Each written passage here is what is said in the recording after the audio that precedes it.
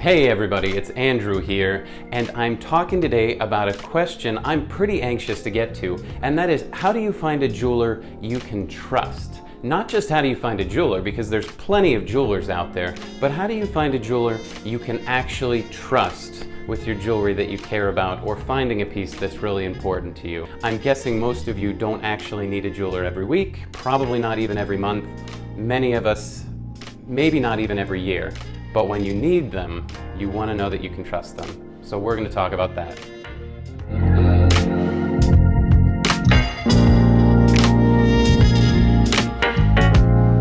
All right, so before I get into what we're discussing today, I just wanted to take a minute and say thank you to those of you that have already subscribed. And if you haven't done so, please look below at the subscribe button, hit the little bell so you get notifications.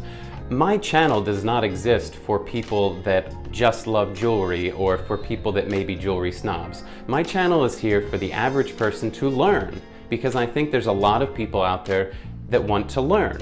And I love jewelry, but I don't expect everyone out there to feel the same way about it. I do think a lot of people want to learn. So stay with me, we're going to be learning a lot as I go through many different things, starting with how to choose a jeweler you can trust.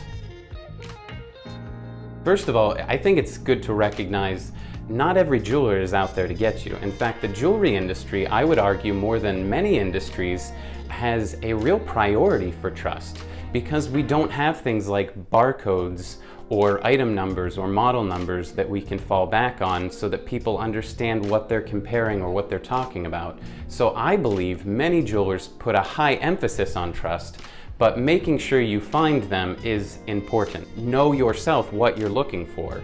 I think a lot of people are anxious for certain priorities that maybe in the long run, they don't turn out to be your real priorities, but in a given moment, that's what you're looking for. And I'm talking about maybe location, maybe it's price, maybe you're just attracted to a certain style, and so you're choosing a jewelry store based on those. I want you to examine exactly why you're choosing the jeweler that you are, and make sure that these are reasons that will be more long-term, because you want to build a relationship with that jeweler. Most people will eventually find a jeweler because they need a repair. Maybe you're finding an important gift. Maybe the first time you walk into a jewelry store is for an engagement ring. I don't know your specific reason for looking for a jeweler, but there are a lot of different reasons that you may find one, and that can sometimes influence your decision, and I would encourage you to look full spectrum. So where do you start?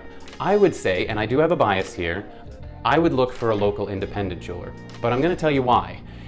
It's a big thing to have some skin in the game, and by that I mean local jewelers, any kind of a brick and mortar, but especially local jewelers who are invested in their area. They've probably been there a long time, and they don't want to do anything to compromise their reputation. They are very much committed to having a strong reputation, usually involving trust within their locality.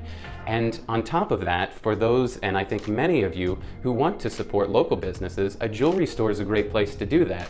I think it's a common misunderstanding that you're just going to pay more for the same thing when you shop local, and especially in a jewelry store. I don't find that to be the case. I think there's a big chasm in quality that sometimes is confused for a savings mentality. So if that's what you're caught up about, I think you should look deeper, but I would start with a local independent jeweler, someone who really has skin in the game and relies on building rapport and relationships with you and other customers within your area. So that would be my first thing. My second thing would be is that you can ask friends and maybe even co-workers where they go or where they have gone and what their experience was. And listen carefully. I think we all know the friends and co-workers that have a tendency to be a bit harsh. And so listen carefully to what they're saying, what the experience was, and then check it out for yourself and see how it lines up.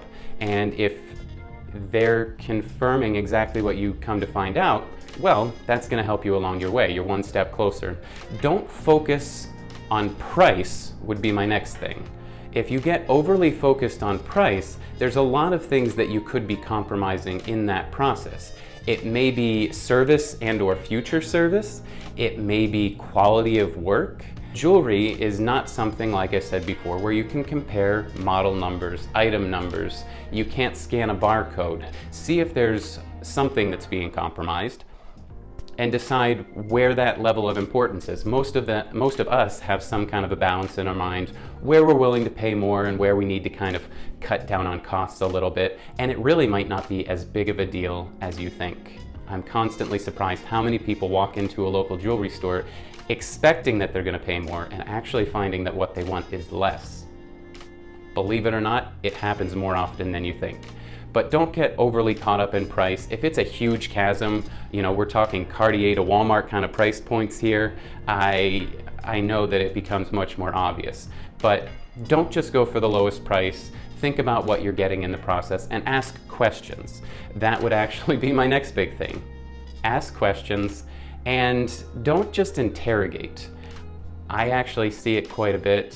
People coming in with just a little bit of information. Maybe they have some obscure fact that's not in fact a jewelry-wide trend or something that's used universally, and they come in with this idea that they're going to stump the jeweler or somehow confuse us or get us to show that we don't know what we're talking about.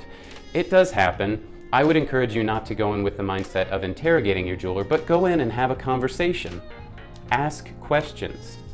Maybe they're ones that we've talked about and you want to see what this particular jeweler has to say on the subject. Maybe you just want to see how they respond personally to just a normal interaction. Maybe you have something very specific you're looking for. Whatever it is, ask them questions and then wait and see what their response is. And don't prejudge too quickly. A lot of people will come in with these initial understandings, maybe they're preconceptions, maybe they are in fact truth, but as soon as they hear someone give them an answer that's contrary to what they think, they start getting very defensive and antagonistic, and it becomes almost like a hostile situation. You don't have to come to an agreement while you're there in the store, but at least listen to what they're saying. Maybe you can do some follow-up research later, but there's a lot of subjects where people just don't understand, and the jeweler might genuinely be trying to explain it to you. For those of you who want a little bit more specifics on questions, I did write a few down to hopefully help you out with that. So I'm going to look at my cheat sheet here, and I have a few things depending on whether it's a repair or whether you're actually looking to buy something. These are a few questions you can ask to get a better feel of what kind of a jeweler they are and who they are in general.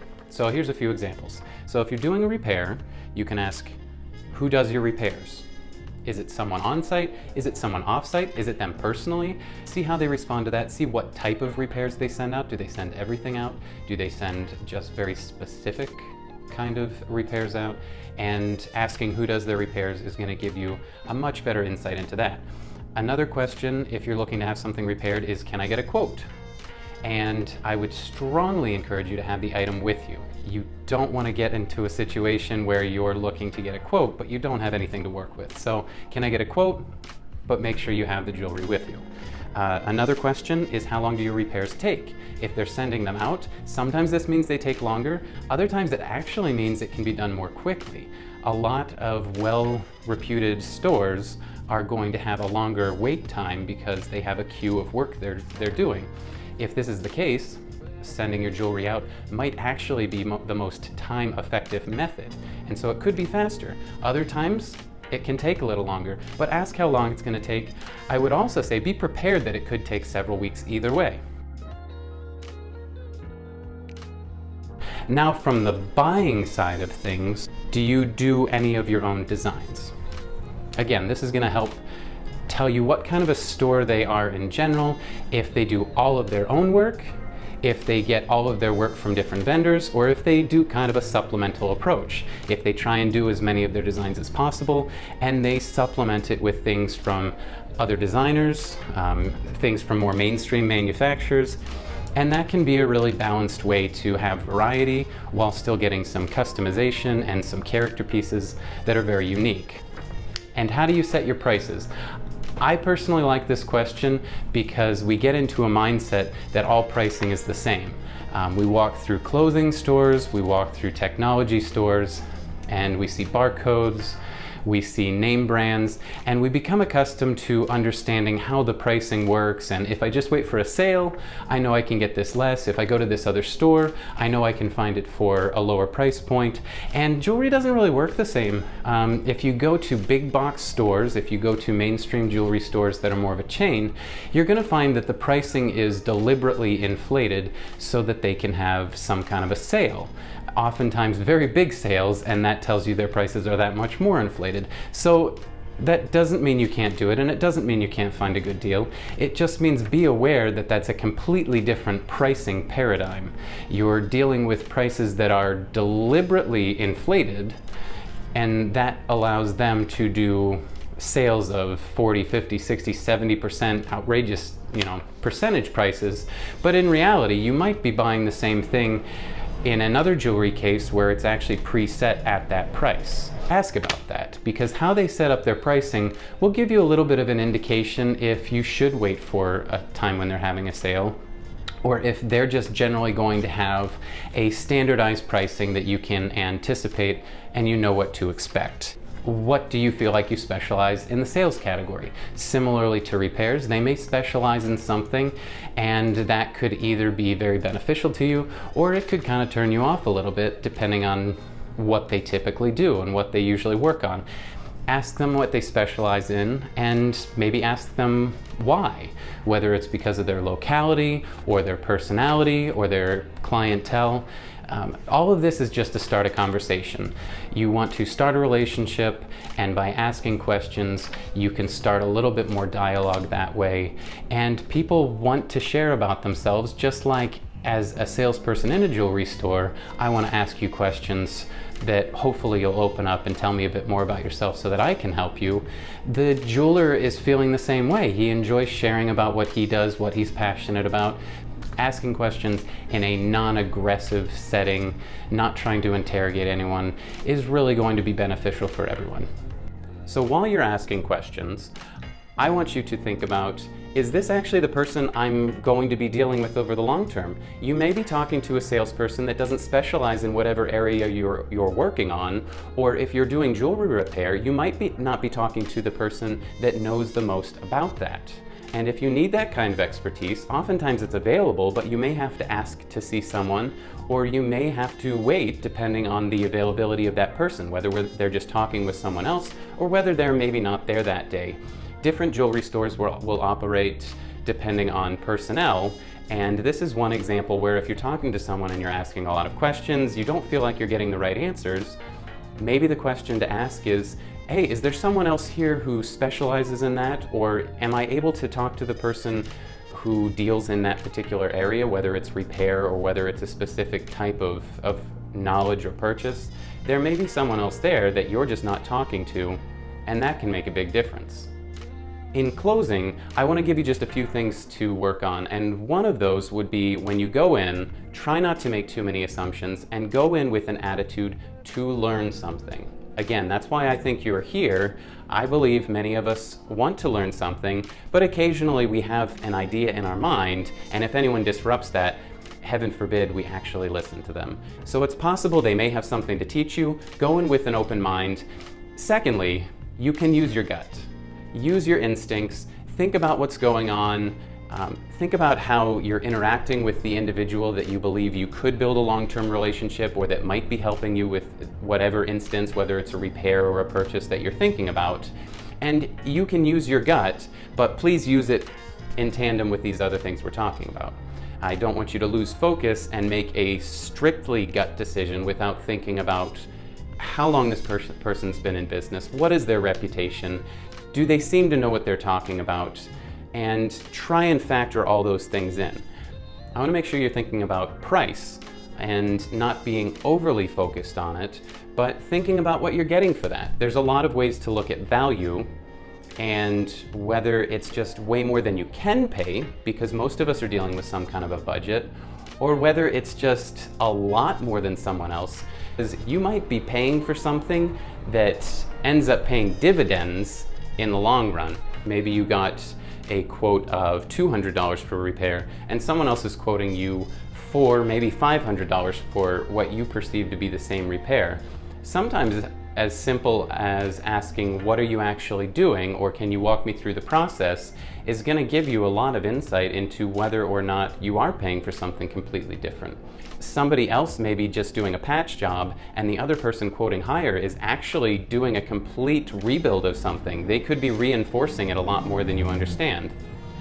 I want you to think about those kind of things before you get too critical on why someone might charge you more than the other.